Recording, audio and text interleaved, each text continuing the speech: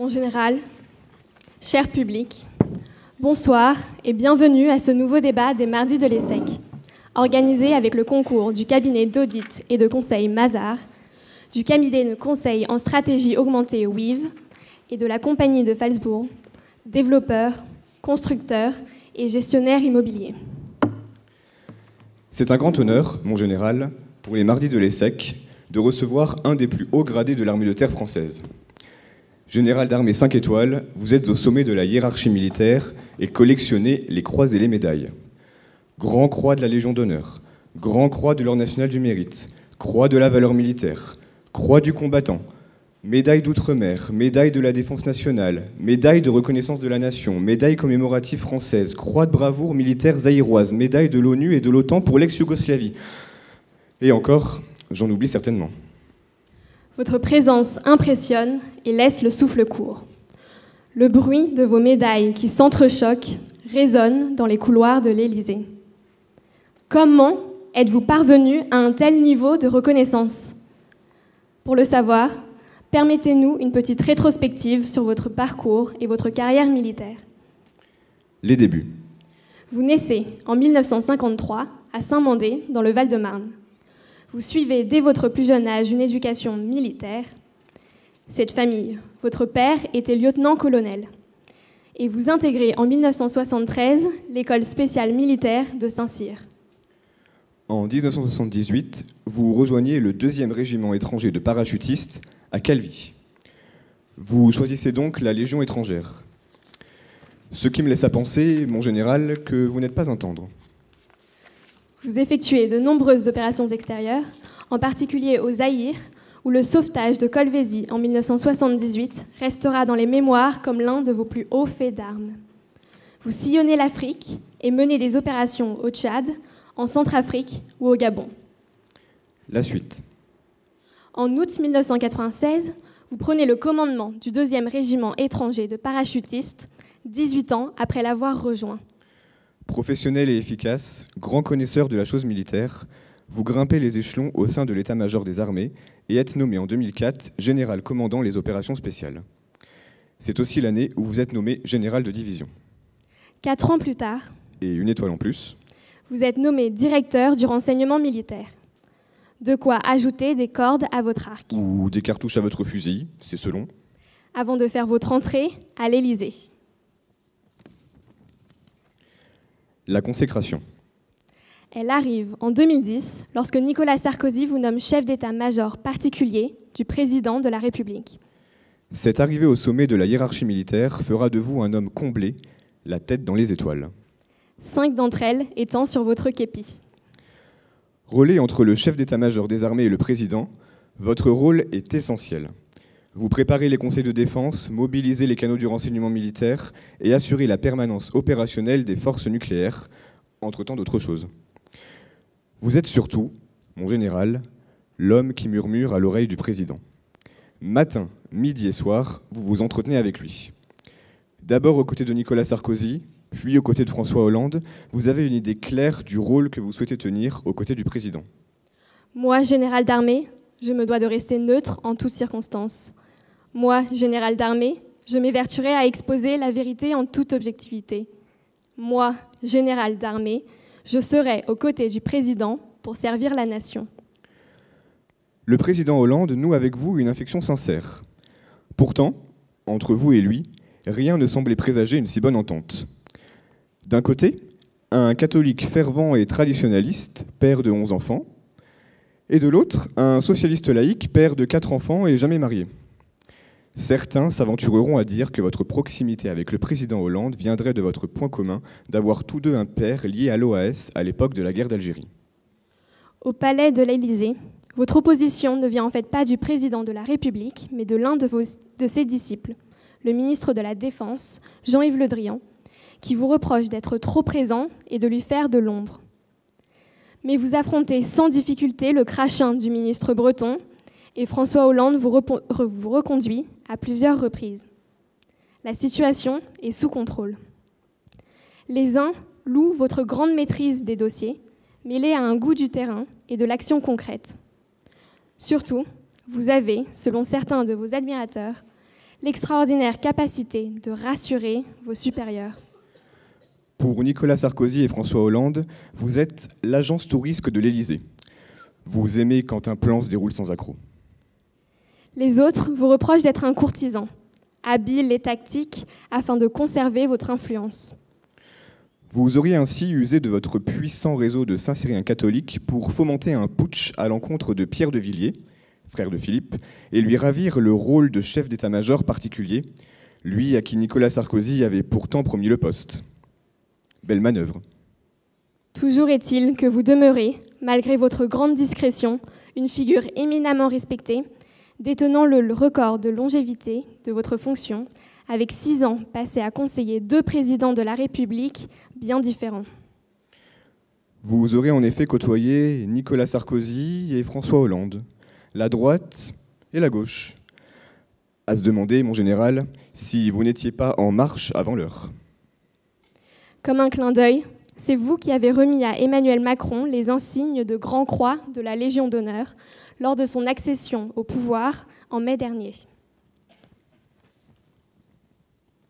Vous occupez, en effet, depuis septembre 2016, la fonction de grand chancelier de la Légion d'honneur.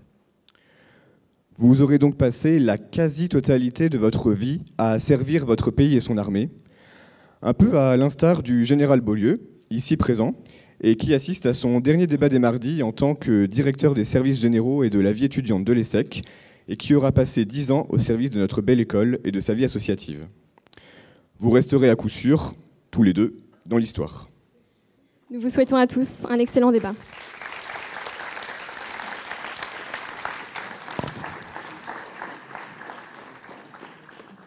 En général, bonsoir. Tout d'abord, merci beaucoup d'avoir accepté notre invitation.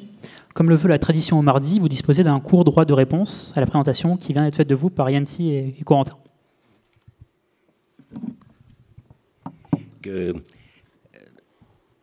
Deux remarques. D'abord, il ne faut pas toujours croire ce qui est écrit dans les journaux ou dans les livres, y compris par les pseudo-experts qui vous inondent de conseils sur les plateaux de télévision et sur les chaînes radiophoniques, parce que vous allez avoir des surprises. Donc vous qui rentrez dans la vie active, et je vous envie pour tout ça, faites toujours très attention. Et faites le test comme moi je l'ai fait à l'époque. Vous prenez un sujet que vous maîtrisez, vous lisez la presse dessus, vous voyez l'écart qui existe entre ce que vous connaissez du sujet et ce qui est écrit dans le journal, et vous extrapolez, et vous pouvez vous dire que c'est la même chose sur tous les autres sujets, et comme ça vous avez une bonne chance de ne pas vous faire arnaquer. Ensuite, ce panégyrique, je dirais, ressemble beaucoup à une rubrique nécrologique, donc on fait toujours très attention quand on commence à raconter. Et puis Timeo Danaos et Donia Ferrantes, donc quand on vous sort trop de compliments, il faut se méfier, c'est qu'en général on en prépare une derrière pour vous savonner la planche. Donc je crois que surtout, comme vous l'avez dit, j'ai eu la chance de mener la carrière que je souhaitais, au sens où j'ai occupé des responsabilités qui m'intéressaient. Et c'est ça le plus important, et notamment pour vous qui êtes élèves, je vous souhaite pendant toute votre carrière, et moi pendant 45 ans, de pouvoir effectivement occuper des responsabilités là où vous avez envie de les occuper. Et c'est le plus grand malheur que je peux vous souhaiter.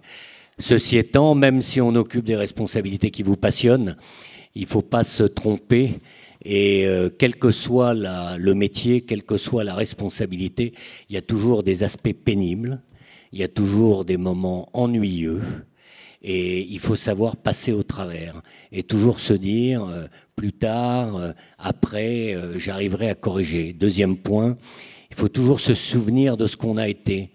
C'est-à-dire aujourd'hui, vous êtes élève, vous devez avoir la langue bien pendue et donc critiquer, bien entendu, les professeurs, les cours et ceci.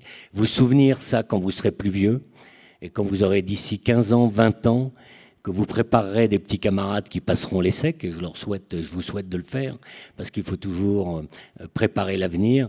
Souvenez-vous que les plus jeunes vous regarderont comme vous êtes en train de regarder vos plus anciens. Et souvenez-vous justement des défauts des uns et des autres. C'est comme ça qu'on apprend. Moi, j'ai beaucoup appris en regardant les points forts, les points faibles, et jamais d'avoir d'idole.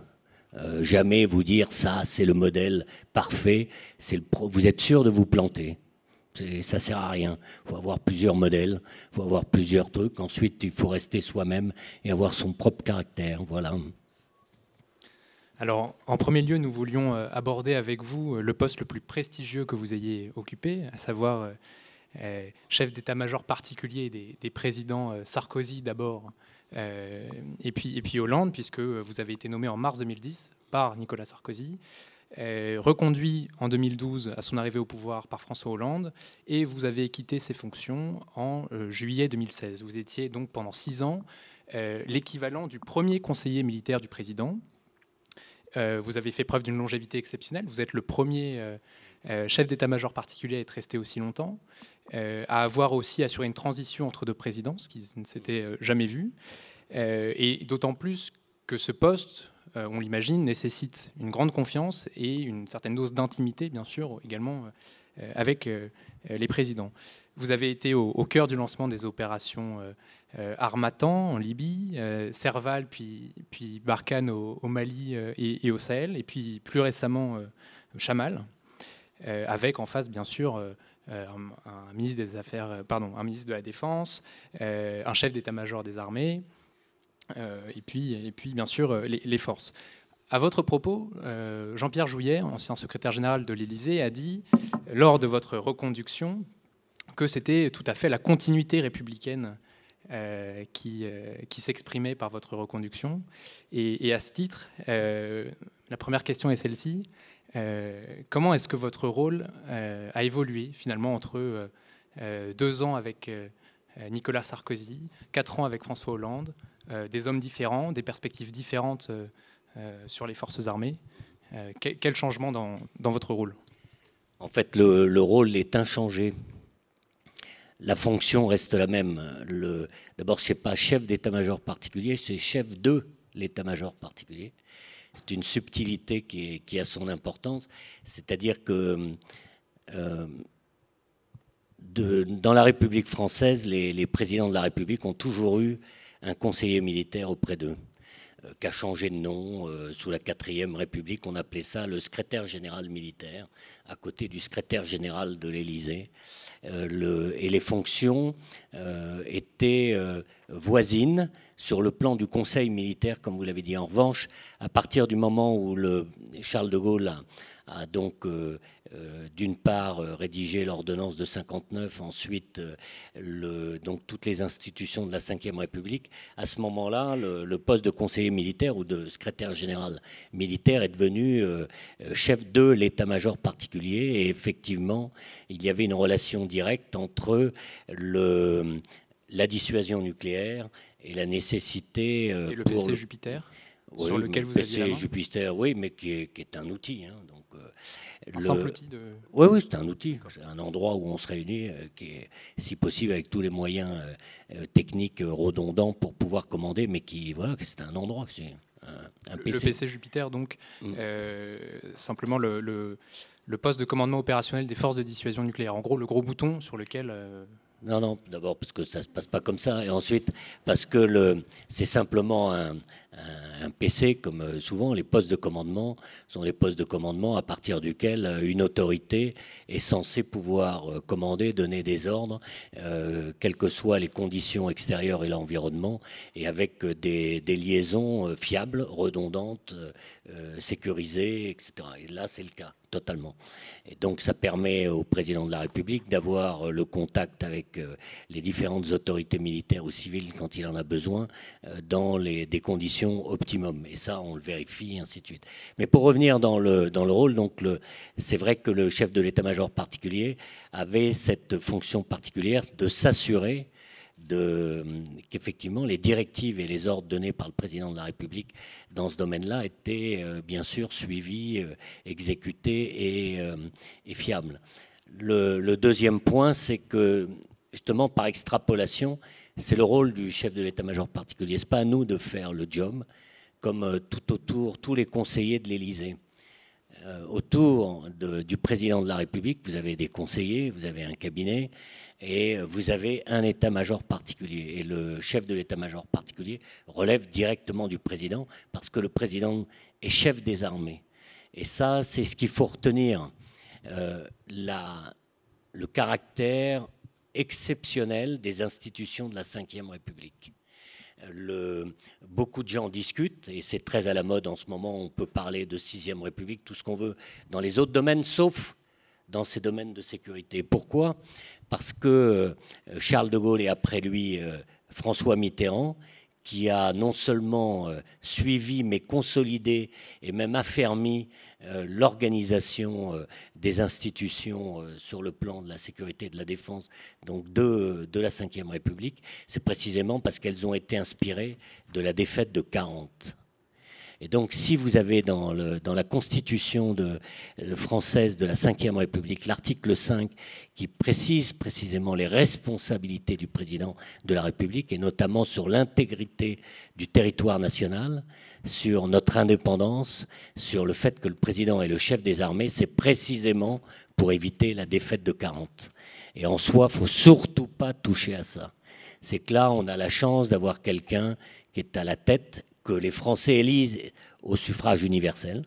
Donc on est content ou on n'est pas content, mais, et c'est la force d'une démocratie, c'est qu'il a été élu pour justement garantir l'intégrité du territoire, garantir les accords, les traités, etc. Et donc cet article 5, il est fondamental, et ensuite toute l'organisation autour du président est là pour lui permettre d'accomplir son job. Et je terminerai en disant que, justement, que ce soit l'état-major particulier ou les conseillers, notre job n'est pas de faire le boulot. Notre job, c'est de vérifier que le président de la République a tous les éléments et la vérité avant de prendre sa décision. Et ensuite, une fois qu'il a pris sa décision, s'assurer que la décision est exécutée. Voilà. Alors, on voudrait rentrer un petit peu plus dans le détail et parler notamment de l'opération Harmattan. Vous allez pouvoir nous détailler le rôle que vous avez joué dans le lancement et la conduite de ces opérations. Pour rappel, Harmattan est le nom de l'opération des forces armées françaises en Libye. Principal objectif, faire chuter le colonel Kadhafi. Opération qui a duré du 19 mars au 31 octobre 2011.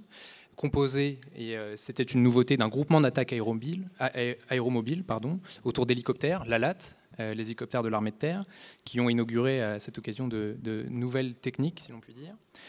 Bien sûr, les bâtiments de la Marine nationale, notamment les BPC, bâtiments de projection et de commandement, d'où partaient ces hélicoptères. Et puis, bien sûr, les avions de chasse de l'armée de l'air et de la marine avec le groupe aéronaval. Alors, on a choisi de mentionner particulièrement cette opération car elle est terminée, on en voit les résultats, elle est terminée. Certaines forces françaises semblent rester sur le terrain. On a en mémoire l'année dernière le décès en service commandé de 3 agents des services de renseignement français dans un crash d'hélicoptère à côté de Benghazi. Mais pour la France, ça semble être terminé.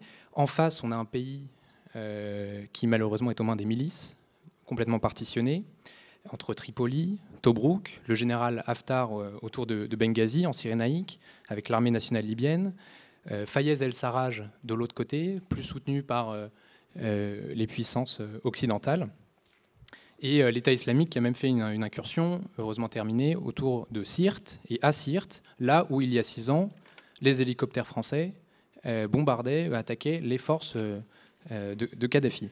Alors, une question assez simple. Vous étiez aux manettes, si l'on peut dire, de cette opération. Sur l'objectif éliminer Kadhafi, victoire. Est-ce que cette victoire, pour vous, n'est pas une non-victoire pour le résultat que l'on sait, à savoir aujourd'hui un pays en plein chaos, détruit? Est-ce qu'on peut encore se permettre aujourd'hui d'éliminer comme ça un dictateur et avec une opération qui, je pense que vous allez nous le dire, vous satisfait, mais avec des conséquences terribles? Non, c'est pas comme ça qu'il faut raisonner. Je suis désolé, je vais vous casser votre truc. Vous prenez le problème dans le sens inverse, c'est-à-dire vous regardez un résultat qui est critiquable ou discutable, et là je vous rejoins. Quand vous regardez le résultat aujourd'hui, en 2017, vous pouvez effectivement légitimement vous interroger, Et en même temps, si vous voulez modifier cet état de choses, raisonnez en vous demandant les raisons pour lesquelles on en est arrivé là et comme pour trouver des solutions pour les corriger. Quand je dis qu'il faut revenir en arrière, c'est que non, l'objectif de l'opération n'était, contrairement à ce qui a été écrit là aussi par des pseudo-experts qui n'y connaissent rien,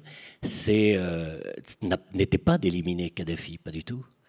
Si vous vous souvenez, vous regardez l'affaire, c'est qu'au début toute l'affaire a commencé parce que vous avez une insurrection populaire dans l'est de la Libye et qui a été réprimée dans le sang par Kadhafi, mais de manière assez extraordinaire puisqu'il a utilisé contre son propre peuple de l'artillerie, des avions de chasse et des chars. Donc la question qui se posait, et qui peut se poser d'ailleurs ailleurs, comme on l'a pu le voir, c'est que faites-vous pour un président de la République? La question se pose, ainsi que pour tous les responsables. Quand sur les médias, tout le monde s'interroge en disant voilà, il y a un drame humain. Vous avez de l'hémoglobine sur les écrans, vous avez des femmes et des enfants qui meurent sur les bombes, qu'est-ce qu'on fait? Et c'est le souvenir de Srebrenica. Donc vous pouvez rester assis dans votre fauteuil en vous disant c'est pas mon problème, c'est très loin. Pour nous, c'était pas si loin que ça, parce que c'est le bassin méditerranéen, c'est des courants d'immigration, c'est un mouvement qui a soutenu, entraîné, payé des mouvements terroristes. Je rappelle que Kadhafi a quand même fait exploser en plein vol des avions, y compris un DC-8 à l'époque de la compagnie UTA, qui était une compagnie française, donc au-dessus du Tchad. Donc que vous avez l'attentat de Lockerbie, même chose, un avion qui a explosé en l'air, qui avec toute une procédure derrière judiciaire, justement des familles anglaises qui voudraient que ceux qui ont décidé cette opération soit traduite devant la justice. Donc voilà comment se posait la question. Pourtant non, mais voilà comment se posait la question. Et donc le président de la République de l'époque, Nicolas Sarkozy, était convaincu qu'il fallait intervenir. Et donc, pour faire arrêter les massacres, c'est-à-dire avant que la population ne rentre, que les forces de Kadhafi ne rentrent à Benghazi et que ça se transforme dans un bain de sang. Donc il a réuni à Paris un certain nombre de chefs d'État et de gouvernement. Même Angela Merkel était venue alors qu'elle n'était pas très partisane d'un engagement de l'armée allemande dans ce domaine. Et puis finalement, au travers des discussions, présentation des risques et des conséquences, et finalement tout le monde a estimé qu'il fallait intervenir. Et donc on est intervenu. Et ensuite, par la suite, effectivement, nous avons soutenu l'opposition libyenne pour ensuite libérer l'ensemble du territoire libyen. Et nous avons appuyé, effectivement, mais il faut rendre justice aux Libyens qui se sont libérés eux-mêmes. Après, beaucoup de gens ont rappelé en disant on aurait dû faire ceci, faire cela. Ce qui est vrai, c'est qu'on est tous partis, parce que je rappelle qu'en France, il y a eu à ce moment-là une campagne électorale, et donc président Sarkozy, comme vous le savez, a estimé, à tort ou à raison, mais a estimé qu'il fallait rentrer. Les Britanniques ont fait la même chose, les Italiens ont fait la même chose, les Américains ont fait la même chose. Et on a estimé que le peuple libyen était assez grand pour, ayant gagné, pour s'organiser lui-même et pour établir le gouvernement, le régime qu'il souhaitait. Malheureusement, pour un pays comme la Libye, qui, je le rappelle, n'a jamais été un vrai pays, mais un espèce de royaume, comme vous le savez, qui a été occupé différemment au cours des siècles, et qui a en fait 3 grandes zones. Et on retrouve toujours cette zone, c'est-à-dire qu'il faut tout reconstruire. C'est pas un État, oui, si on compare avec l'Irak a été un État. L'Irak a été un grand pays, mais c'est pas le cas de la Libye. Donc il faut faire attention, et je terminerai là-dessus. Toujours quand on aborde un sujet, même si on ne le connaît pas, il faut toujours raisonner de bon sens et logique. Il faut que ce soit logique. La logique, c'est pas logique de dire que un président de la République, il veut aller tuer un chef d'État, c'est bien.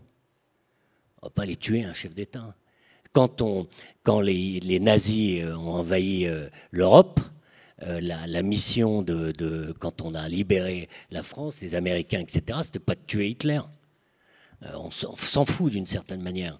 Le principal, c'est de récupérer les territoires qui ont été occupés, c'est de libérer le territoire, et donc de défaire l'ennemi, de le neutraliser. Si à la limite il s'enfuit, s'il abandonne son armement, etc., pourquoi pas. Voilà. Sarkozy, meilleur ami de Kadhafi en 2008, quand même. L'attend Oui. dans les jardins de l'Élysée. Non, mais c'est vrai, mais pourquoi? Parce que c'est la même chose qu'avec Bachar el-Assad. J'étais pas à l'Élysée en 2008, mais je m'occupais des opérations en 2008. Et si vous vous souvenez, Kadhafi avait accepté des conditions qui lui avaient été fixées par la communauté internationale. Et précisément, Nicolas Sarkozy, comme d'autres pays, avait décidé d'initier une politique de la main tendue. Et en échange, c'était que Kadhafi cesse de soutenir les mouvements terroristes, que Kadhafi mette sous contrôle de l'ONU les armes de destruction massive. En l'espèce, c'était des stocks d'armes chimiques, ce qu'il a fait. Ce qui nous a rendu service d'ailleurs, parce que lorsque les opérations ont été conduites en Libye, donc dans les années 2011-2012, l'ensemble du stock d'armes chimiques était sous contrôle de l'ONU et pas du tout entre les mains de voyous.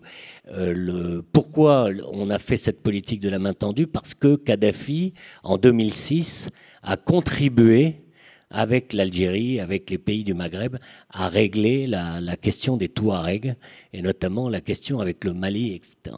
Voilà. Donc, effectivement, tout le monde a considéré, je parle tout le monde, les autorités gouvernementales françaises, notamment, ont estimé qu'il était de l'intérêt de la nation française de jouer une politique de la main tendue. Bon, après, il est retombé dans ses défauts habituels. Bachar el-Assad, c'est la même chose. Souvenez-vous, à la fin de son mandat, Sarkozy avait dit j'ai tendu la main, et Bachar el-Assad a mordu la main. Et c'est ce qui explique, je reviens sur un aspect que vous avez souligné tout à l'heure, c'est que vous avez une continuité dans la politique française, la défense des intérêts français, l'histoire française, la géographie française restent les mêmes que vous soyez ultra-gauche, ultra-droite, extrême-centre ou n'importe quoi. Donc l'importance du bassin méditerranéen est toujours le même. Quand il se passe quelque chose en Tunisie ou en Algérie ou au Maroc, on peut comprendre que ça nous intéresse au premier chef. Plus peut-être qu'à l'autre bout de la planète. Voilà. En général, je vous propose de passer à la question suivante. Donc de 2004 à 2007, vous avez occupé le poste de général commandant du COS, donc le commandement des opérations spéciales. Vous étiez pendant 3 ans à la tête de cette entité prestigieuse, interarmée, et qui, rappelons-le, rassemble toutes les forces spéciales françaises sous une même autorité. Donc les forces spéciales aujourd'hui fascinent. Elles sont essentielles à l'armée française. Dans la loi de la programmation militaire 2014-2019, qui est issue du livre blanc de 2013, il est prévu d'augmenter les effectifs des forces spéciales de 1000 unités, qui se rajouteront donc aux 3000 unités actuelles. Ne vous pensez-vous pas qu'il y a un risque que les forces spéciales deviennent une sorte de 4e armée, alors qu'aujourd'hui, elles sont complémentaires des 3 armées conventionnelles Totalement de votre avis. Totalement de votre avis. D'accord. Et comment on peut faire pour... Ça, c'est une décision du président, une décision du ministre de la Défense, enfin, du ministre des Armées aujourd'hui. Les forces spéciales, j'avais coutume de dire, c'est le cheval de Troie. C'est ceux qui étaient dans le cheval. C'est-à-dire ceux qui ont permis d'ouvrir les portes de Troie. Mais ce n'est pas eux qui ont gagné la guerre de Troie. La guerre de Troie, c'est l'armée conventionnelle qui, grâce à l'ouverture des portes, a pu saisir la cité.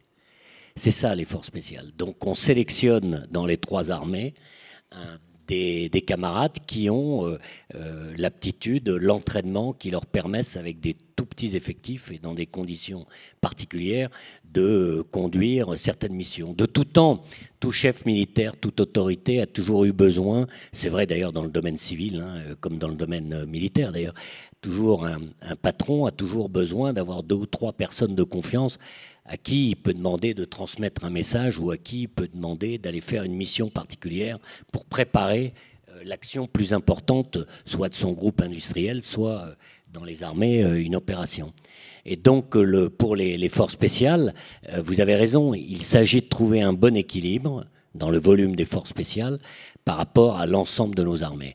Quand j'y étais, l'équilibre était, j'estime, optimum, c'est-à-dire on était en gros à 3000, 3500 forces spéciales, tout compris, et ce qui s'était totalement adapté au volume de forces conventionnelles. Plus vous accroissez le volume des forces spéciales, plus vous banalisez ces forces spéciales, et elles ne sont pas nécessaires. Bon, je suis sévère parce que pour parler très franchement, on peut le dire, c'était le gouvernement précédent, je n'étais pas favorable à cette augmentation de 1000 camarades des forces spéciales en plus. Mais l'idée n'était pas totalement sotte, je m'explique. Quand on commande les forces spéciales, pour pouvoir agir, par moment, vous avez besoin d'un environnement qui soit favorable et qui puisse vous suivre instantanément. Par exemple, je prends l'exemple de la ville de Troyes, vous ouvrez les portes, etc. Vous ne pouvez pas rester indéfiniment, vous avez besoin tout de suite d'une jonction. L'avantage, quand vous avez, c'était ça l'idée, c'est avoir des unités légères et flexibles, qui ne soient pas forcément des forces spéciales, mais qui soient habituées et entraînées à travailler avec les forces spéciales. C'est un peu ça l'idée qui est derrière. Et donc c'est pour ça qu'in fine, j'ai dit qu'on pouvait continuer avec 1000 bonhommes, dès lors que c'était de l'accompagnement et non pas le cœur des forces spéciales. Le système américain est comme ça, hein. Vous avez 55 000 forces spéciales américaines. Mais si on veut faire la comparaison avec l'armée française, le noyau dur américain, c'est en gros 10-15 000, c'est tout. Le reste, c'est des camarades qui font ce qu'on appelle des actions civilo-militaires, qui font des actions psychologiques, qui savent à peine tirer avec un pistolet, ils savent juste utiliser le pistolet pour se tirer une balle dans la tête, en fait, si jamais ils sont pris par l'ennemi. Donc, mais c'est une autre conception, parce que pour les Américains, un soldat, un GI, il doit faire tel métier, pas tel autre. Alors que nous, on confie aux armées françaises et de haut en bas de la hiérarchie, on donne une initiative aux différents échelons de commandement qui est beaucoup plus importante que dans les armées alliées et notamment américaines. On parlait des forces spéciales, peut-être on parlait, faire un parallèle avec les forces conventionnelles. L'État français a décidé d'arrêter de baisser les effectifs de nos forces conventionnelles. Il s'ensuit une politique de recrutement assez importante. On a tous en tête les publicités de l'armée de terre dans les bouches de métro ou à la télévision avec le slogan « Devenez vous-même ». N'y a-t-il pas un risque de voir sacrifier la qualité de notre armée française, qui est, dit-on, une des meilleures armées du monde, à la quantité ? Oui, mais je dirais que c'est valable partout, dans chaque fois que vous essayez de vous lancer une campagne de recrutement. Après, c'est aux armées de faire la sélection pour garder un certain niveau. Pour prendre un exemple étranger, l'armée britannique qui a été donc professionnalisée bien avant nous, à l'époque de Margaret Thatcher, les effectifs pour l'armée de terre devaient être à 110 000. Et l'armée britannique n'a jamais réussi à recruter la qualité de soldats qu'elle souhaitait. Et donc, elle a été à 100 000 seulement. Et au bout de 4-5 ans, Margaret Thatcher a supprimé les 10 000 postes ouverts parce qu'ils n'étaient jamais honorés, parce qu'elle n'a pas voulu, et elle avait raison, ils n'ont pas voulu baisser le niveau de recrutement, le niveau de la qualité du recrutement. Pour nous, le problème, il est un petit peu différent. Le problème, il est à partir de 1996, après la décision de Jacques Chirac de professionnaliser donc les armées, il fallait engager une campagne de recrutement. Et nous avons une particularité dans les armées, comme ça ne vous a pas échappé, c'est qu'on a besoin de jeunes pour courir sur les pitons, pour manier des haussières sur un bateau, par pluie, par des creux de 5 mètres, etc. Pour aller, vous voyez, dans le Grand Nord, etc. Pour le truc, il faut être jeune et il faut être en forme. Mais vous ne faites pas ça de 20 ans à 55 ans. Donc les armées ont défini justement leur recrutement et en sélectionnant donc les gens dont ils ont besoin pendant 3 ans, pendant 5 ans, pendant 10 ans, 15 ans, et ainsi de suite. Et en même temps, parmi les recrues, faire de la promotion interne et donc sortir des cadres qui, au fur et à mesure, peuvent atteindre d'autres responsabilités ou se spécialiser dans d'autres domaines. Donc vous avez besoin d'une campagne de recrutement. Mais pour vous donner un exemple amusant, c'est au début, le général Beaulieu s'en souviendra, au début, quand on a professionnalisé les armées, on a fait de la pub, comme vous voyez. Le truc, c'était magnifique. Tu veux être charpentier, viens dans les paras. Tu veux être pâtissier, viens chez les sapeurs. Tu veux être plombier, viens dans la marine. Le problème, c'est quand on les a recrutés, le charpentier qui est arrivé donc dans les troupes parachutistes, on lui a dit, petit, tu vas aller d'abord à Pau, sauter en parachute. Il a dit, non, non, moi je veux être charpentier. Il a dit, non, mais d'accord, mais nous d'abord, on a besoin que tu sautes en parachute. Donc c'est là où est le danger, c'est-à-dire de bien expliquer. Il y a un deuxième danger, c'est qu'évidemment, on recrute des gens jeunes qui soient motivés, pas forcément formés. Parce que nous, on va les former. Dans la vie militaire, en permanence, on forme des gens. Vous verrez, vous, par rapport à l'ESSEC, vous verrez, comparerez avec les camarades militaires plus tard. Nous, en permanence, on forme et on est formé tout au long de sa carrière. Et on passe presque le quart, voire le tiers de sa carrière en école, soit comme instructeur, soit comme élève, stagiaire, etc., en permanence. Parce que c'est l'évolution à la fois des matériels, l'évolution des conditions, l'évolution du combat, donc on est en permanence formé.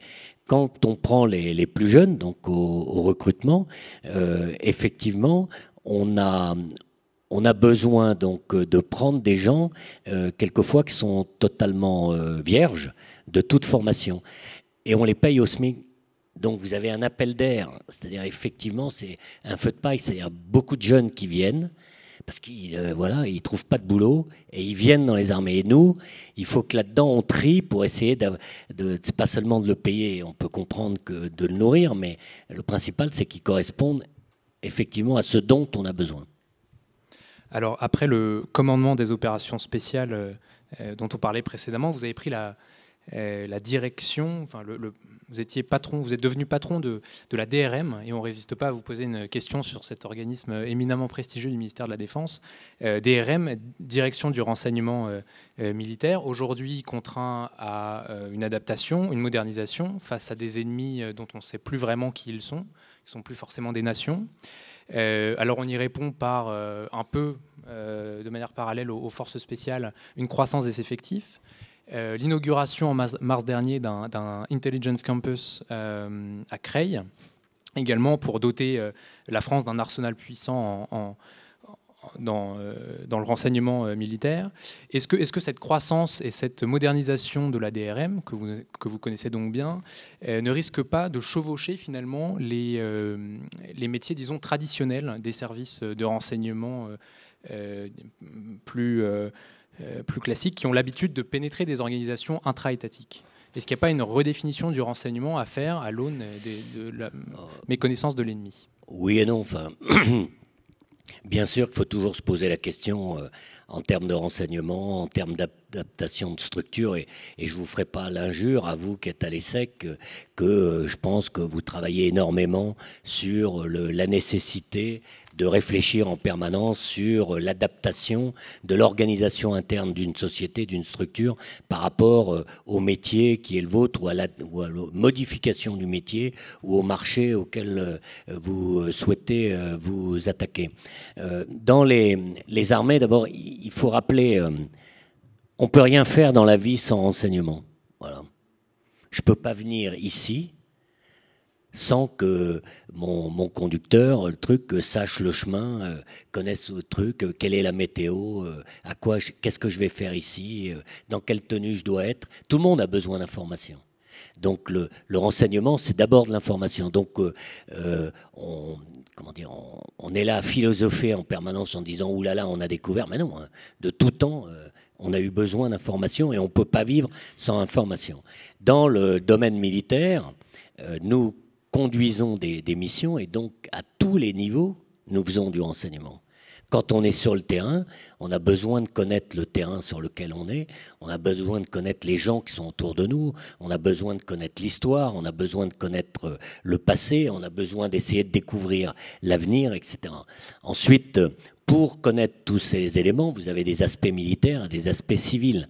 Tout ça sont à la fois clairement identifiés et en même temps très étroitement imbriqués. Donc vous avez de l'information ouverte, et avec maintenant Internet, vous avez une masse d'informations que vous devez sélectionner, parce que vous ne pouvez pas la digérer. Et en plus, dans cette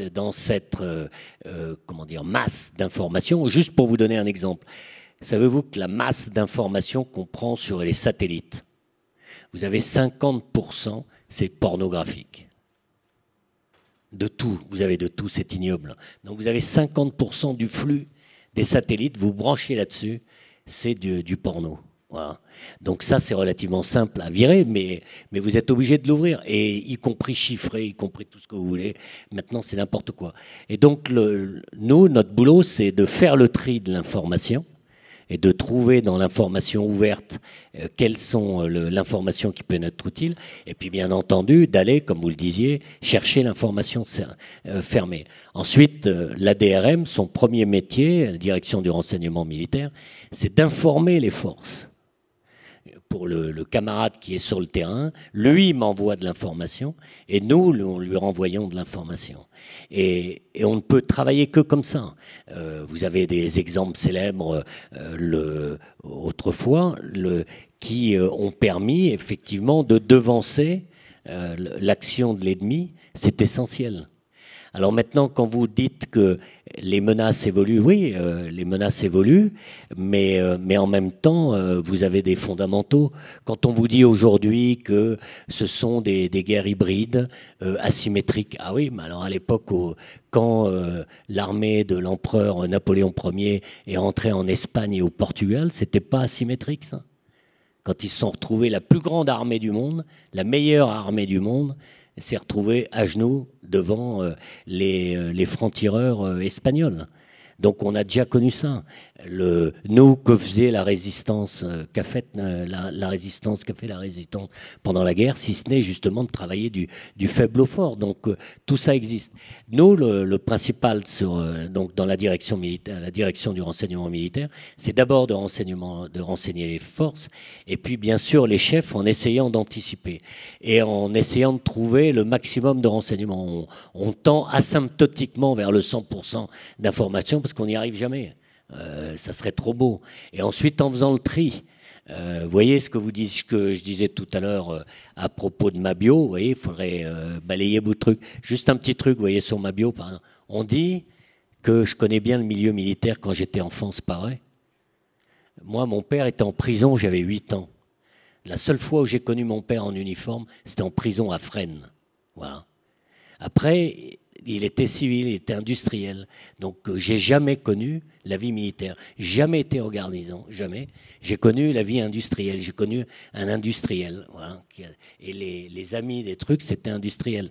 Donc, on peut dire que j'étais fils de militaire, c'est vrai, en soi. À l'époque, en plus, il y avait eu la guerre et mon père a fait toute la guerre. Donc, c'est vrai, il était si rare. Mais ça n'empêche que moi, j'avais 8 ans. Vous voyez, donc, et à l'époque, comme il était à Paris, vous voyez, les états-majors, comme en plus, contrairement à ce qu'on dit aujourd'hui, il y avait déjà des menaces et les militaires étaient déjà en civil, à mon avis à tort d'ailleurs, mais parce qu'il y avait des menaces. Donc tout le monde travaillait en civil, ce qui fait que j'ai jamais vu mon père en tenue, si ce n'est quand il est passé à son procès. Voilà, seul truc. Donc c'est simplement pour dire, vous voyez, cette information qui est en partie vraie, parce que vous avez raison, mon père était lieutenant-colonel, mais elle est fausse. Puisqu'en fait, j'ai pas connu la vie militaire. Ben nous, c'est ça le boulot de DRM, c'est d'essayer de décortiquer avec les spécialistes et de faire le truc. Et vous allez avoir la même chose sur le renseignement économique. Vous allez entendre des gens qui vous baratinent, qui racontent des trucs, qui se font mousser, etc. Checker en permanence, vérifier une information, ça c'est le job. Et à l'Élysée, c'est un de mes jobs, c'est obtenir la vérité. Et justement, comment fait-on dans le milieu militaire pour évaluer ce renseignement? Comment on arrive à évaluer un renseignement militaire? Ben parce qu'on travaille à plusieurs. On travaille beaucoup, vous checkez en permanence, vous vérifiez, vous croisez l'information et vous faites preuve d'esprit critique. C'est-à-dire en permanence, vous vous tapez sur la tête en disant je sais que je ne sais rien, je sais que je ne sais rien. Non, mais je vous le dis, y compris pour la suite. Vous verrez dans la vie, vous verrez plus souvent de gens qui vous racontent des coups que de types qui vous disent la vérité. Pour 1000 raisons d'ailleurs. Ils peuvent vous dire des coups parce qu'ils ont peur de vous. Ils peuvent vous dire des coups parce qu'ils pensent que vous êtes un abruti. Ils peuvent vous dire des coups parce que si vous en disent plus, vous risquez de vous apercevoir quelle est effectivement la nature du bonhomme, ses lacunes ou au contraire ses points forts. Donc quand on est dans une entreprise comme dans les armées et qu'on crée une équipe, vous verrez, le plus important, c'est d'obtenir la confiance dans les deux sens et d'obtenir la circulation de l'information. Moi, je me suis toujours battu pour ça. Le renseignement pour le renseignement, ça ne sert à rien. Le renseignement est important de le donner. Quand je vois tout le monde, tous les experts à la télévision maintenant qui vous disent ouais, pour le terrorisme, il faut des super trucs, on va faire des groupes, des machins, des trucs. Pourquoi faire? Il faut agir. Si vous avez plein de renseignements et alors, si vous agissez pas, le problème sera toujours le même. Par contre, vous pourrez vous dire, ah la vache, on avait le renseignement, était de première main. Très bien. Je vous propose de passer à une question plus sur votre parcours. Donc, en général, la Légion étrangère a pris une place très importante dans votre parcours. Après vos années à Saint-Cyr, vous décidez de servir donc, la Légion étrangère. Vous intégrez en 1978 le 2e régiment étranger parachutiste de Calvi, avec lequel vous allez mener des opérations qui ont fait la gloire et le prestige de ce régiment. Je pense par exemple au sauvetage de Kowalzi en Zaïre, actuellement RDC, aux opérations au Gabon, à Djibouti, au Liban, et l'opération Manta au Tchad. En 1996, vous prenez le commandement du 2e REP. Et le 28 janvier 2013, alors que vous êtes donc chef d'état-major particulier du président Hollande, c'est aussi ce même régiment, le 2e REP, qui est choisi pour être parachuté sur Tombouctou, donc dans le cadre de l'opération Serval au Mali. Et la question est la suivante, il y a plusieurs questions. Quel lien entretenez-vous encore avec la Légion étrangère? Est-ce un hasard si ce régiment qui a été choisi? Et de manière plus générale, dans votre parcours, qu'est-ce qui a le plus joué dans la construction de votre carrière qui est aujourd'hui phénoménale? Et en d'autres termes, qu'est-ce qui fait que ce soit vous qui soyez arrivé à ce niveau plutôt qu'un de vos camarades de Saint-Cyr? Ou alors là, la dernière question, je vous la laisse. Hein. Mais d'abord, le lien avec la Légion étrangère, moi, quand vous acceptez de servir les armées, votre pays, c'est la même chose comme vous. Quand vous décidez de passer le concours de l'ESSEC ou d'intégrer, vous avez peut-être réussi d'autres concours. Vous avez fait le choix d'aller à l'ESSEC. Peut-être que vous auriez pu aller à HEC, j'en sais rien, ou à une autre boîte, ou faire une autre grande école. Donc, vous faites un choix. Moi, c'est la même chose. Je voulais servir dans les forces armées, et donc je passais le concours de CIR, et ensuite, je voulais servir à la Légion étrangère parce que j'estimais, d'une part, que c'était là où je pouvais trouver des gens au meilleur niveau d'entraînement professionnel, mais sans critique ou des autres. Hein, parce que je rappelle au passage que pendant 14-18 et en 39-45, quand même, la victoire, elle était obtenue, y compris par les Français au sens large. Hein. Même si vous aviez des unités extraordinaires, c'est quand même la masse des Français quand même qui a participé au combat. On peut dire ce qu'on veut, mais bon. Mon père qui a fait donc la guerre, toute la guerre, y compris la résistance, les trucs foutre le camp, les évasions, etc., disait que c'est vrai qu'en 40, l'armée française s'est effondrée et a fui, mais qu'en 45, l'armée allemande a foutu le camp de la même manière que l'armée française a foutu le camp en 40. Voilà. Ce qui est quand même pour la première armée française à l'époque avec Delattre était une maigre satisfaction. Enfin, ça prouve quand même qu'à un moment, quand les gens se ressaisissent avec l'aide extérieure, hein, tant mieux, on peut arriver à quelque chose. Mais je reviens sur la Légion. Donc voilà, moi j'avais envie de servir à la Légion étrangère parce que ça correspondait à la quintessence. Quand on arrive, on ne sait pas très bien à quelle sauce on va être mangé. Donc bon, vous tombez amoureux, ça vous plaît, ou alors au contraire, ça ne vous plaît pas. Et dans ce cas-là, vous allez servir ailleurs. Vous avez d'autres camarades qui choisissent de piloter des hélicoptères. Moi, en plus, je voulais choisir dans les parachutistes parce que j'estimais que le parachute est un moyen de transport, pas une fin en soi, on s'en fout.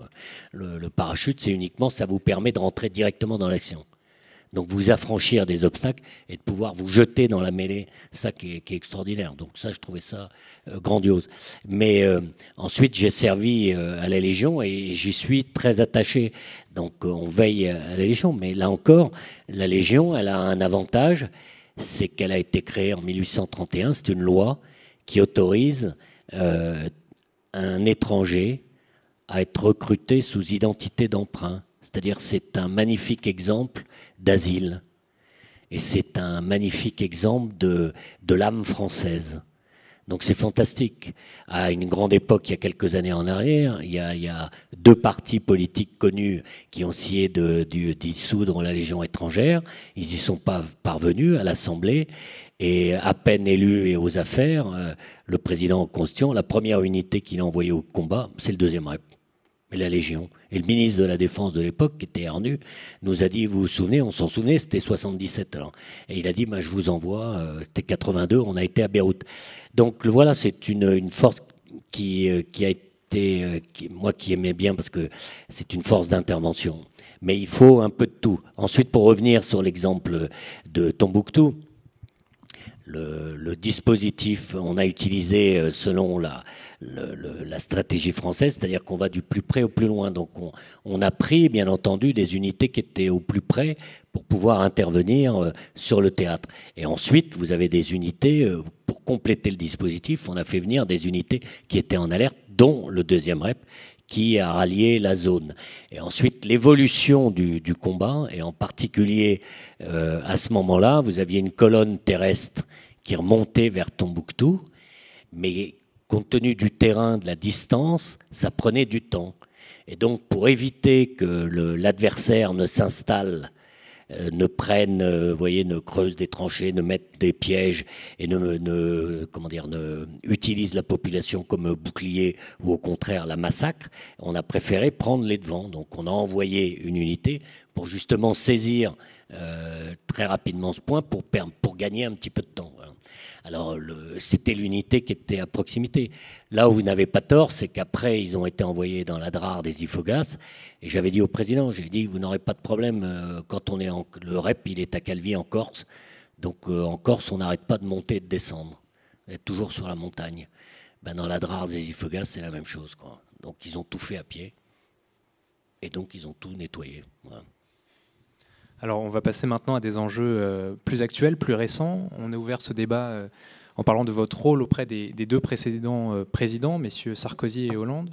Et en 2017, la campagne présidentielle a offert assez peu de place, somme toute, aux enjeux de défense. Les deux éléments principaux qui sont ressortis, c'est la proposition d'Emmanuel Macron de restaurer un service national. Et la deuxième idée, et qu'on développera un peu plus tard, c'est la naissance d'un consensus autour de la question budgétaire et des 2% du PIB pour les armées.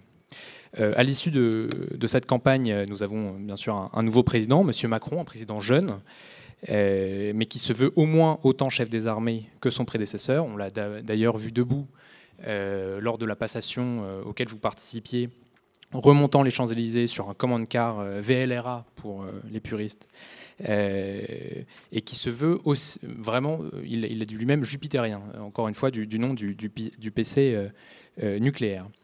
Qu'est-ce que vous pensez de ces débuts de chef des armées? Est-ce que vous auriez aimé être en fait le chef de son état-major particulier? Est-ce qu'il vous fait envie? Ah oui, tout à fait. J'aurais pu d'ailleurs. Quand je dis ça, c'est que je pouvais rester. J'estimais qu'après, vous êtes dit 6 ans, en fait j'étais presque à 7 ans, 6 ans et demi, parce que je suis arrivé en février. Et donc ça faisait 6 ans et demi que j'étais à l'Élysée, et j'estimais, j'avais dit au président qu'il y a un moment, il faut que ça tourne. Sinon, les gens, justement, vous disent que vous murmurez dans son oreille et racontent n'importe quoi, et ça peut entacher la prise de décision du président de la République. Mais deuxièmement, le président Emmanuel Macron, j'ai eu l'honneur de servir avec lui donc à l'Élysée pendant 2 ans et demi, puisqu'il était conseiller, secrétaire général adjoint donc de l'Élysée, et il s'occupait des affaires économiques et financières, et donc on a traité des questions de budget notamment ensemble, et des questions de restructuration d'industrie de défense, et puis idem quand il a été ministre. Donc je l'ai connu avant qu'il ne soit président. J'insiste là-dessus parce que lorsqu'une autorité, quelle qu'elle soit, devient président, à ce moment-là, vous avez tout le quotidien qui arrive sur les épaules, et je vous garantis, pour l'avoir vécu, que voilà, l'autorité s'assoit parce qu'elle se rend compte de l'étendue des responsabilités qui sont les siennes. Donc oui, je pense que comme tout chef d'État, notre rôle, c'est de le servir, et de le servir au mieux des intérêts du pays, au mieux des intérêts de nous tous. Donc c'est passionnant. Et je vous souhaite à tous de pouvoir, à un moment ou un autre, d'être à côté d'une autorité, de pouvoir l'aider à prendre les décisions les plus... c'est exigeant. Exigeant en temps, exigeant en talent. On n'a pas le droit de se tromper, on n'a pas le droit de commettre une erreur, on n'a pas le droit de dire une bêtise, un mensonge au président de la République. Nous, on a, en plus, dans les fonctions que j'avais, on arrive à une ancienneté. Qu'est-ce que vous voulez qui nous arrive ? Quelqu'un qui va hurler, qui va vous postillonner dessus, bon, je sais pas, par rapport à une mitrailleuse lourde ou à un coup de canon, bon, c'est somme toute relativement dérisoire. Bon voilà, donc on vous vire, eh ben il va nous virer, quoi. On arrive, comme vous dites, quand vous êtes 5 étoiles, qu'est-ce que vous voulez qui vous arrive ? Bon, on prend sa retraite. Moi, j'aime pas pêcher, mais je prendrai un bouquin, puis voilà, on vous occupez. C'est pas dramatique. Donc il faut avoir le courage de le faire, et je le répète, c'est passionnant.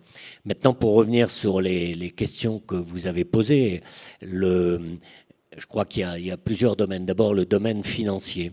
Le domaine financier est toujours un problème qui est très difficile parce qu'en fait, il est complexe. On oublie justement l'ordonnance de 59 et on oublie la Constitution qui précise les rôles. Le chef de l'État est le chef des armées. C'est lui qui donne les ordres aux soldats. Chef d'état-major des armées. Il n'y a personne entre lui et le chef d'état-major des armées. Personne. Quand le président de la République dit à un porte-avions de partir, le porte-avions part. Quand il dit à un soldat de partir à la guerre, le soldat part à la guerre. Voilà. Et il n'y a personne, aucun ministre, Premier ministre, quiconque Parlement ne peut intervenir. Pourquoi je le rappelle ? C'est parce que c'est la défaite de 40, où vous aviez un conseil, sous la 4e, présidé par un président qui n'avait aucune responsabilité exécutive. C'est incroyable, ça. Et après, on repartait vers le président du Conseil, à l'époque, lequel, pour prendre une décision, devait avoir la majorité à la Chambre. Vous voyez le truc ? Alors que vous aviez les Allemands qui arrivaient, qui passaient la frontière. Enfin, c'est quand même complètement dingue. Voilà. Vous imaginez si votre femme va se faire flinguer tous vos enfants et je vous dis, attendez, on va faire une réunion de travail et à 2 ou 3, on va discuter pour savoir si effectivement on donne 2 claques à celui qui vient embêter votre famille. Non.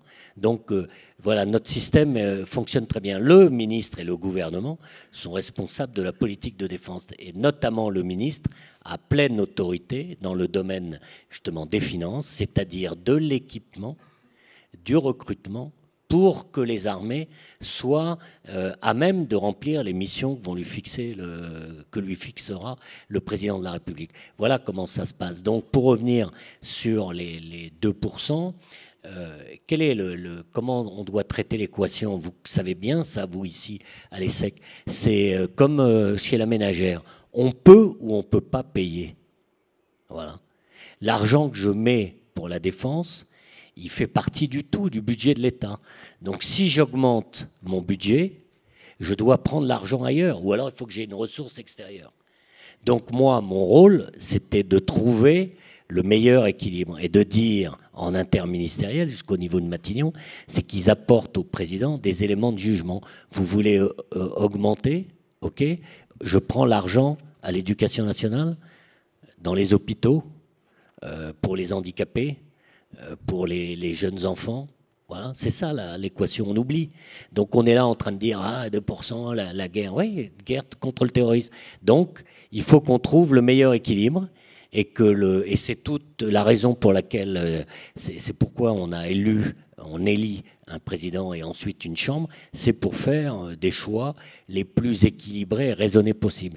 Et nous, on est là pour les argumenter et donner les vrais éléments.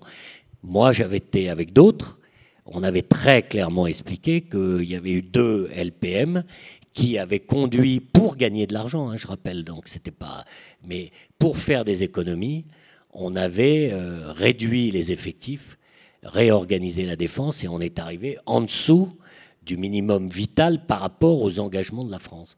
Et ça, on l'a vu tout de suite, parce que quand ça a pété en 2013 et qu'il a fallu déployer du monde, y compris en France, on s'est aperçu que l'équation en termes d'effectifs n'était plus correcte. Voilà.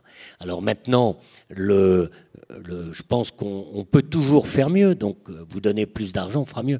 La vraie question, je répète, c'est toujours penser à ça. C'est quel est le bon équilibre et quel est l'effort, jusqu'où trop loin on peut aller. Voilà.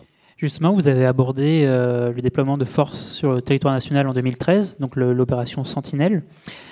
Toujours sur la thématique budgétaire, l'un des enjeux du quinquennat est de réfléchir à l'après-Sentinelle, qui donc a débuté au lendemain des attentats de 2015, janvier 2015, et qui sollicite aujourd'hui entre 7 000 et 10 000 militaires, et qui coûte à l'État 170 millions d'euros par an.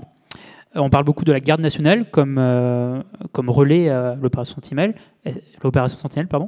Est-ce que, d'après vous, c'est une bonne solution, ou on peut envisager d'autres solutions pour préparer l'après ? Bon, d'abord, là, on rentre dans une opération qui est en cours, donc toujours facile quand on est tranquillement ici installé avec vous et qu'on n'est pas directement impliqué dans la responsabilité, si vous voulez, de porter des jugements. Et je ne veux pas, si vous voulez, intervenir ou perturber les décisions et les réflexions qui sont en cours.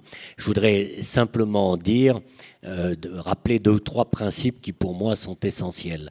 Et qu'il faut garder en tête toujours par rapport, et je le répète, apprenez, je pense que vous le faites ici à l'ESSEC, mais lisez l'ordonnance de 59, apprenez-la, c'est comme la Constitution. Vous n'avez pas le droit de ne pas connaître, parce que c'est essentiel, et quel que soit le job dans lequel vous allez être, vous participez à la défense, et c'est tout ce qui est écrit dans l'ordonnance de 59, c'est que la défense, elle est globale. Alors maintenant, il y a des gens qui parlent anglais, et vous êtes parmi sans doute des bilingues, donc tout le monde est complètement asphyxié quand ils entendent des Britanniques nous parler de la global approach, mais c'est ni plus ni moins que ce qu'a écrit De Gaulle en 59, qui était la défense est globale. Donc tous les ministères, tout le monde, même le privé, vous êtes impliqués là-dedans. Donc il faut savoir comment c'est organisé. Ensuite, j'ai oublié ce que je voulais dire, on parlait de Sentinelle. Donc les armées, elles sont là pour réagir dans l'urgence, parce que leur mission, c'est d'assurer la protection du territoire et de la population française. Donc, bien sûr, par rapport à une menace extérieure, mais en même temps, elle est capable, parce que c'est son métier, de réagir immédiatement face à une catastrophe naturelle, des orages, on a vu ça, n'importe quoi, une inondation, et en même temps, bien entendu, quand il y a un attentat. Et donc, on apporte nos moyens et on est capable de réagir instantanément. Mais on les apporte au profit des forces de sécurité et au profit du ministère de l'Intérieur qui, au regard de la Constitution, a la responsabilité, avec le Premier ministre, de la sécurité du territoire national et de la sécurité publique. Et donc, on apporte un appui. C'était l'objet de Vigipirate et de Sentinelle. C'est-à-dire que les armées françaises apportent un concours aux forces de l'ordre. Voilà, elles peuvent assurer un périmètre de sécurité. Alors, la question qui est posée, c'est par rapport à la menace, et vous avez vu ce qui s'est passé encore cet après-midi sur les Champs-Élysées. Pour les camarades qui sont en charge, le préfet de police, le ministère de l'Intérieur, les services de renseignement, le président de la République, le Premier ministre, ministre de l'Intérieur, c'est d'appréhender la menace. Qu'est-ce qu'il faut pour rassurer les Français, permettre aux Français de vivre, donc de travailler, de pouvoir également se détendre, profiter des loisirs, les vacances, etc. Donc c'est de raisonner en permanence, là aussi, c'est jusqu'où trop loin je vais. Est-ce que ce qui s'est passé cet après-midi justifie que toutes les voitures qui rentrent dans Paris doivent être fouillées aux portes de Paris? Bon, voilà. Donc c'est ça, la problématique, elle se pose comme ça. Alors, vous nous avez parlé de l'ordonnance de 59 de De Gaulle sur la défense globale.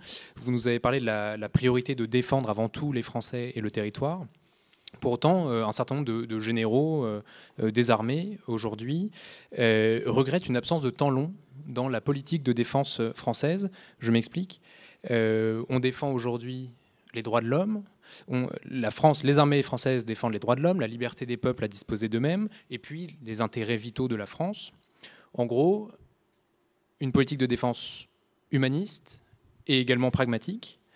Et pourtant, on sent là une absence de doctrine qui fait un petit peu tâche, et ça encore, ce sont des généraux qui le disent, face au temps long que posséderaient les Russes, au temps long que posséderaient les Chinois. On pense par exemple notamment les Russes qui disent continuer à s'inspirer de la politique militaire et étrangère de Pierre le Grand, avec l'accès aux mers chaudes, et la Crimée nous rappelle bien cela. Est-ce que vous aussi, vous constatez une absence de temps long dans la définition des priorités stratégiques? Est-ce que vous la regrettez?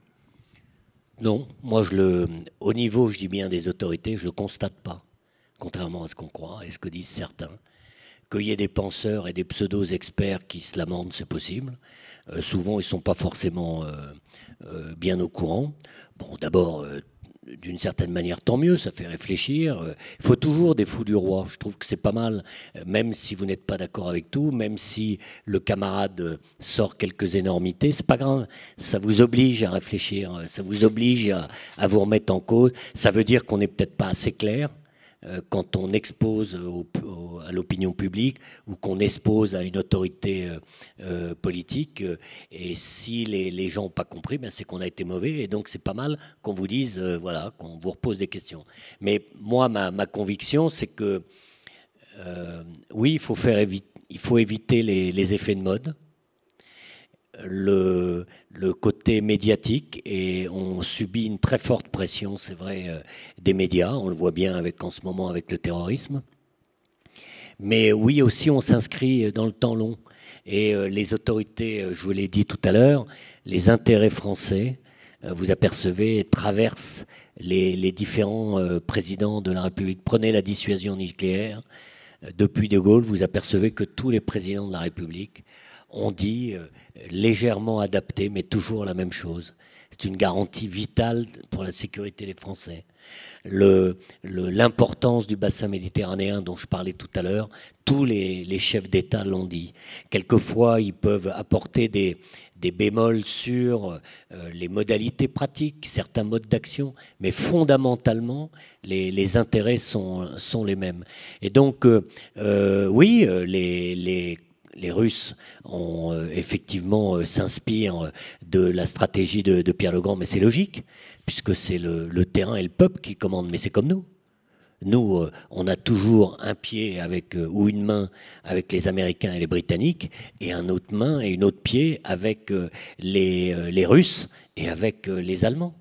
Les gens qui vous disent, bien entendu, quand vous regardez bien la politique française, on a toujours essayé de trouver un équilibre entre les différents, ces deux grands blocs. De même qu'on a toujours voulu jouer notre rôle que nous autorise notre statut de membre permanent du Conseil de sécurité, qui est lié également à la possession de l'arme nucléaire, qui est lié également à notre histoire, qui est lié au fait que, par exemple, les pays africains nous appellent au secours, nous demandent de l'aide, et que nous, on essaye de convaincre les camarades européens que précisément quand on agit, et Angela Merkel est en train de le comprendre maintenant, et comme vous le savez, des Allemands sont déployés au Mali, parce qu'elle a compris que si on n'agit pas pour stabiliser la sécurité en Afrique, pour donner du travail, pour développer dans cette zone-là, eh bien on a un flux migratoire économique vers l'Europe qui n'est pas acceptable. Donc elle a compris que l'intérêt bien compris de l'Europe allait vers l'Afrique. Tout ça pour dire que donc nous aussi on a cette vision générale. Alors après, je reconnais, comme vous l'avez très bien dit, qu'il peut y avoir des contre-coups, et justement parce que certains sortent des théories en disant c'est fini la guerre d'avant. Mais non. J'ai parlé tout à l'heure de la façon dont, sous l'Empire, les troupes françaises se sont retrouvées défaites par les montagnards espagnols. Et ben voilà, on connaît l'histoire et il faut la garder. Quand certains vous disent que ce qu'on a fait en Yougoslavie, plus jamais ça, on sera jamais avec un béret bleu, on fera jamais d'interposition. Qui peut dire jamais? On n'en sait rien. On vous dit qu'il n'y aura plus de guerre. Qui peut dire qu'il n'y aura plus de guerre, malheureusement? On vous dit aujourd'hui, on a du terrorisme. Est-ce que c'est nouveau? Dieu soit loué en France. Et je peux en parler. Moi, j'étais commandant il y a 30 ans en arrière. J'étais au secrétariat général de la Défense nationale. Les attentats de la rue de Rennes, les assassinats du patron de la DGA, d'un général de gendarmerie, etc. Je l'ai vécu, moi. Et à l'époque, on a énormément travaillé sur le dispositif à la fois juridique et de sécurité publique pour pallier, pour faire face à cette menace terroriste, qui était d'une autre nature. Elle était plus politique, plus anarchiste, etc. Mais elle était réelle. Les gens qui sont morts chez Tati à rue de Rennes, c'était quand même pas rien, et c'était quand même un grand magasin qui était en plein centre de Paris. Et les Américains, lorsqu'ils ont eu le 11 septembre et qu'ils ont commencé à étudier les voies et moyens justement pour lutter contre le terrorisme, ont été surpris de voir que nous, on avait évolué, que notre corpus juridique était en fait parmi l'un des plus adaptés à la lutte contre le terrorisme. Même chose, les Britanniques, les Allemands, on partage en permanence parce qu'on essaye de garder en mémoire. Et moi, je suis d'accord avec vous, je me bats pour qu'on reste, effectivement, on peut appeler ça le temps long, pour qu'on ne rentre pas dans les effets de mode et qu'on ne ferme pas en jetant à la poubelle des trucs qu'on estime complètement obsolètes. C'est pas vrai. Très bien. En général, Emmanuel Macron s'est fortement engagé pour la construction d'une Europe de la défense. Je cite, « Nous renforcerons la coordination de nos opérations avec nos alliés européens avec un quartier général européen permanent. Nous créerons un Conseil de sécurité européen. » Ce projet est aussi la conséquence d'un formidable alignement des planètes. Je pense notamment au terrorisme, à la complexité de la gestion des vagues migratoires, aux guerres hybrides, on y revient, et à la volonté expansionniste russe. Quelle est votre vision sur ce projet de défense européen? Et une autre question, quels seront les effets, d'après vous, du Brexit en matière militaire européenne? Je vais commencer sur le Brexit. Il n'y aura pas de conséquences directes sur l'aspect opérationnel et l'aspect défense. Parce que c'est les relations qu'il y a entre la Grande-Bretagne, bien entendu, qui est membre de l'OTAN et qui en est un membre évidemment important et efficace. D'autre part, l'expérience commune que nous avons avec les camarades britanniques, c'est les cousins germains, fait que j'ai pas d'inquiétude de ce côté-là.